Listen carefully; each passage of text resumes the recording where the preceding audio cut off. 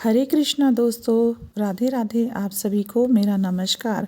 भगवान श्री कृष्ण ने कहा है कि जब हेमंत ऋतु में परम कल्याणमयी मार्गशीर्ष मास आए तब उसके शुक्ल पक्ष की द्वादशी तिथि को उपवास अर्थात व्रत करना चाहिए। इसकी विधि इस प्रकार है। दृढ़तापूर्वक उत्तम व्रत का पालन करने वाला शुद्ध चित्त पुरुष दशमी को सदा एक भुक्त रहे अथवा शौच संतोष आदि नियमों के पालन पूर्वक नक्त व्रत के स्वरूप को जानकर उसके अनुसार एक बार भोजन करे। दिन के 8वें भाग में जब सूर्य का तेज मंद पड़ जाता है उसे नक्त जानना चाहिए। रात को भोजन करना नक्त नहीं है। गृहस्थ के लिए तारों के दिखाई देने पर नक्त भोजन का विधान है और सन्यासी के लिए दिन के 8वें भाग में, क्योंकि उसके लिए रात में भोजन का निषेध है। कुंती नंदन दशमी की रात व्यतीत होने पर एकादशी को प्रातः काल व्रत करने वाला पुरुष व्रत का नियम ग्रहण करे और सवेरे तथा मध्याह्न को पवित्रता के लिए स्नान करे। कुएं का स्नान निम्न श्रेणी का है। बावली में स्नान करना मध्यम, पोखरे में उत्तम तथा नदी में उससे भी उत्तम माना गया है। जहाँ जल में खड़ा होने पर जल जंतुओं को पीड़ा होती हो वहाँ स्नान करने पर पाप और पुण्य बराबर होता है। यदि जल को छान कर शुद्ध कर ले तो घर पर भी स्नान करना उत्तम माना गया है। इसलिए हे पांडव श्रेष्ठ, घर पर उक्त विधि से स्नान करे। स्नान के पहले भगवान से प्रार्थना करें कि हे वसुंधरे, तुम्हारे ऊपर अश्व और रथ चला करते हैं। भगवान विष्णु भी वामन अवतार धारण कर तुम्हें अपने पैरों से नापा था। मृत्यु के मैंने पूर्व काल में जो पाप संचित किया है उससे मेरे पाप को हर लो। व्रती पुरुष को चाहिए कि वह एक चित्त और दृढ़ संकल्प होकर क्रोध तथा लोभ का परित्याग करे। अंत्यज, पाखंडी, मिथ्यावादी, ब्राह्मण निंदक, अगम्या स्त्री के साथ गमन करने वाले, अन्यान्य दुराचारी, परघनहारी तथा पर स्त्रीगामी मनुष्यों से वार्तालाप न करे। भगवान केशव की पूजा करके उन्हें नैवेद्य भोग लगाएं। घर में भक्ति युक्त मन से दीपक जलाकर रखे। पार्थ, इस दिन निद्रा और मैथुन का त्याग करें। धर्मशास्त्र से मनोरंजन करते हुए संपूर्ण दिन व्यतीत करे। नृपश्रेष्ठ भक्ति युक्त होकर रात्रि में जागरण करे। ब्राह्मणों को दक्षिणा दे और प्रणाम करके उनसे त्रुटियों के लिए क्षमा मांगे। जैसी कृष्ण पक्ष की एकादशी है वैसे ही कृष्ण शुक्ल पक्ष की एकादशी भी है। इसी विधि से उसका भी व्रत करना चाहिए। पार्थ, द्विज को उचित है कि वह शुक्ल और कृष्ण पक्ष की एकादशी के व्रती लोगों में भेद बुद्धि न उत्पन्न करे। शंखोद्धार तीर्थ में स्नान करके भगवान गदाधर का दर्शन करने से जो पुण्य प्राप्त होता है तथा संक्रांति के अवसर पर 4 लाख का दान देकर जो पुण्य प्राप्त किया जाता है वह सब एकादशी व्रत की 16वीं कला के बराबर भी नहीं है। प्रभास क्षेत्र में चंद्रमा और सूर्य के ग्रहण के अवसर पर स्नान दान से जो पुण्य होता है वह निश्चय ही एकादशी को उपवास करने वाले मनुष्य को मिल जाता है। केदार क्षेत्र में जल पीने से पुनर्जन्म नहीं होता। एकादशी का भी ऐसा ही महात्म्य है। यह भी गर्भवास का निवारण करने वाली है। पृथ्वी पर अश्वमेघ यज्ञ का जो फल होता है उससे 100 गुना अधिक फल एकादशी व्रत करने वाले को मिलता है। जिसके घर में तपस्वी एवं श्रेष्ठ ब्राह्मण भोजन करते हैं उसको जिस फल की प्राप्ति होती है वह एकादशी व्रत करने वाले को भी अवश्य मिलती है।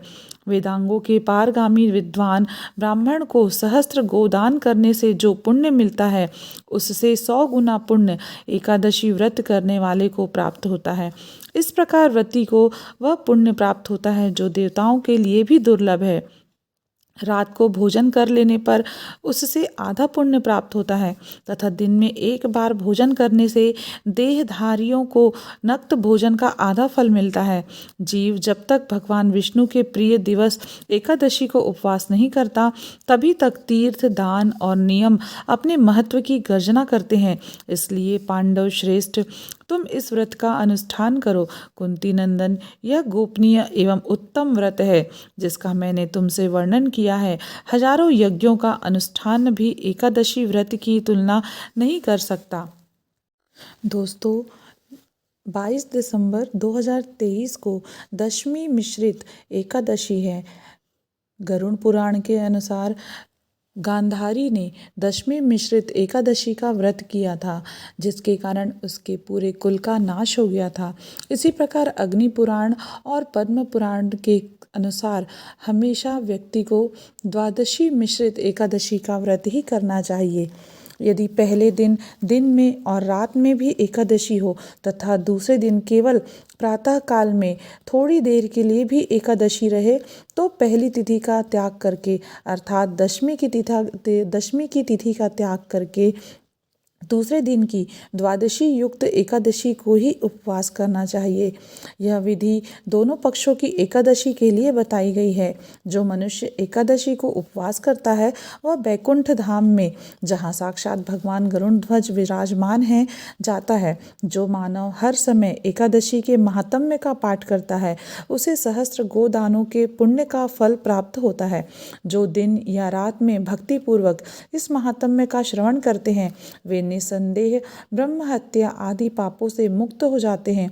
एकादशी के समान पापनाशक व्रत दूसरा कोई भी नहीं है।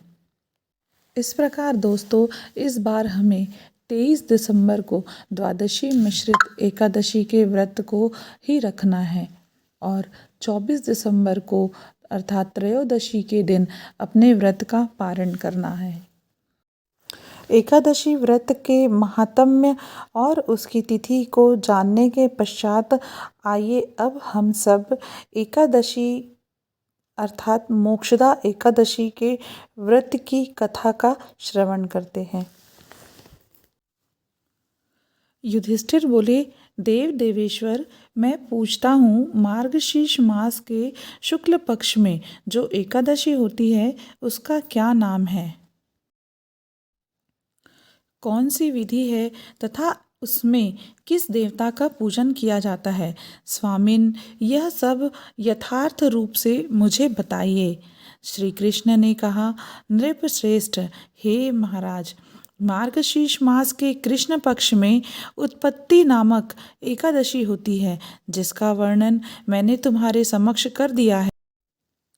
अब शुक्ल पक्ष की एकादशी का वर्णन करूंगा जिसके श्रवण मात्र से वाजपेयी यज्ञ का फल मिलता है। उसका नाम है मोक्षदा एकादशी, जो सब पापों का अपहरण करने वाली है।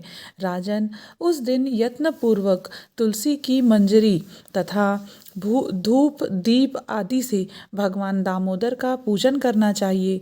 पूर्वोक्त विधि से ही दशमी तथा एकादशी के नियम का पालन करना उचित है। मोक्षा एकादशी बड़े बड़े पातकों का नाश करने वाली है। उस दिन रात्रि में मेरी प्रसन्नता के लिए नृत्य, गीत तथा स्तुति के द्वारा जागरण करना चाहिए। जिसके पितर पापवश नीच योनियों में पड़े हों वे इसका पुण्य दान करने से मोक्ष को प्राप्त होते हैं। इसमें तनिक भी संदेह नहीं है। पूर्व काल की बात है, वैष्णवों से विभूषित परम रमणीय चंपक नगर में वैखानस नामक राजा रहते थे। वे अपनी प्रजा का पुत्र की भांति पालन करते थे। इस प्रकार राज्य करते हुए राजा ने एक दिन रात को स्वप्न में अपने पितरों को नीच योनि में पड़ा हुआ देखा। उन सबको इस अवस्था में देखकर राजा के मन में बड़ा विस्मय हुआ और प्रातःकाल ब्राह्मणों से उन्होंने उस स्वप्न का सारा हाल कह सुनाया। राजा बोले, ब्राह्मणों, मैंने अपने पितरों को नरक में गिरा हुआ देखा है। वे बारंबार रोते हुए मुझसे यूं कह रहे थे कि तुम हमारे तनुज हो, इसलिए इस नरक समुद्र से हम लोगों का उद्धार करो।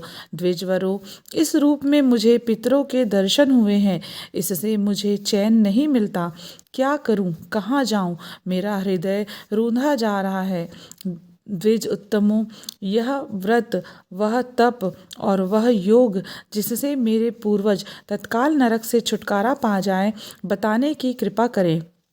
मुझ बलवान एवं साहसी पुत्र के जीते जी मेरे माता पिता घोर नरक में पड़े हुए हैं, अतः ऐसे पुत्र से क्या लाभ है? तब ब्राह्मण बोले, राजन, यहाँ से निकट ही पर्वत मुनि का महान आश्रम है। वे भूत और भविष्य के भी ज्ञाता है। नृपश्रेष्ठ, आप उन्हीं के पास चले जाइए। ब्राह्मणों की बात सुनकर महाराज वैखानस ने शीघ्र ही पर्वत मुनि के आश्रम पर गए और वहां उन मुनि श्रेष्ठ को देखकर उन्होंने दंडवत प्रणाम करके मुनि के चरणों का स्पर्श किया।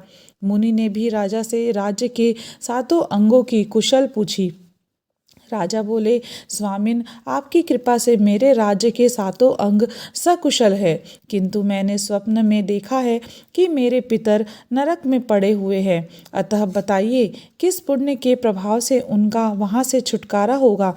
राजा की यह बात सुनकर मुनिश्रेष्ठ पर्वत एक मुहूर्त तक ध्यानस्थ रहे। इसके बाद वे राजा से बोले, महाराज, मार्गशीर्ष माह के शुक्ल पक्ष में जो मोक्षा नाम की एकादशी होती है, तुम सब लोग उसका व्रत करो और उसका पुण्य पितरों को दे डालो।